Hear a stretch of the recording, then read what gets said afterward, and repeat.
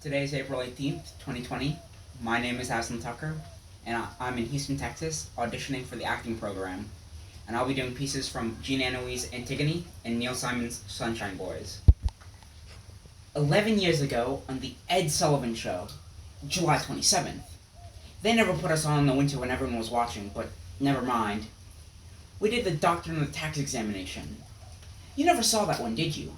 But what about a classic? A classic. A dead person watching that sketch would laugh. We did it maybe 8,000 times. It never missed.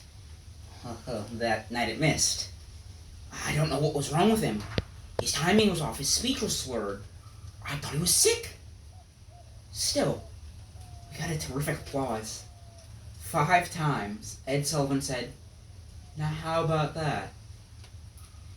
After it was over, we went back to the dressing room. He took off his makeup, put on his clothes, turns to me and says, "Willie, if it's all the same to you, I think I'm retiring." And I turned to him and said, "Retiring? What do you mean you're retiring? It's not even 10 o'clock. Let's get something to eat first." He turns to me and says, "I'm not retiring for the night.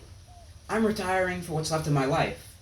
And he goes, puts on his hat, walks out of the theater, becomes a stockbroker, and I'm left with an act where I ask the questions and there's no one there to answer. Oh, he called. I wouldn't answer. He'd write me letters. I'd just tear them up. He sent me telegrams. They're probably still under the door. Antigone had been thrust into the cave. They hadn't finished heaving the last blocks of stone into place when Creon and the rest heard a sudden moaning from the tomb. A hush fell over us all, for it was not the voice of Antigone.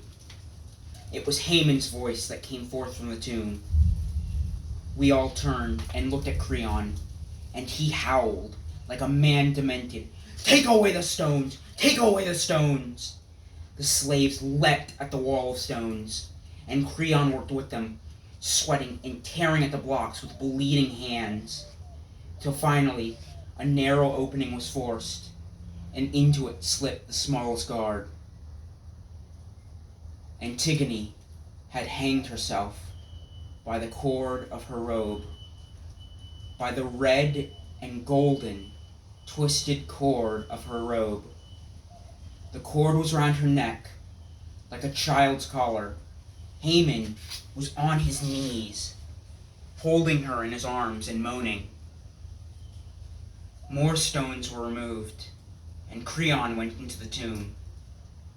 He tried to raise Haman to his feet.